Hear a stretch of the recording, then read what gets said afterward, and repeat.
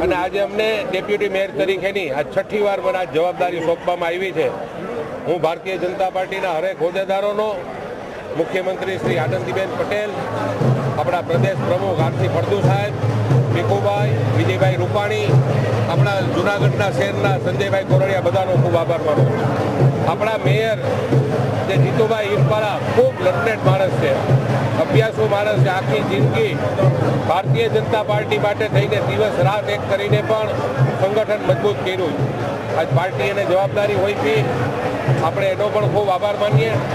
અને જે 5 કામ શરૂઆતના, અત્યારે ચોમાસું છે, આપણા મેયરશ્રીએ જેમ કીધું કે પહેલાં સ્વચ્છતા, સ્વચ્છ પાણી મળે, હરેક જગ્યાએ લાઇટ હોવી જોઈએ, ખાડા ખચબચડા થયા હોય તો તાત્કાલિક પૂરી દેવા માટે થઈને એક ટીમ વર્ક તરીકેનું કામ કરશું।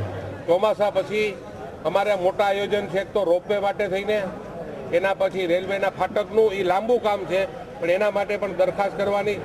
આપણો નરસિંહ મહેતા સરોવરને 4 ટ્રેક સીધે આખો મઢવાનો છે।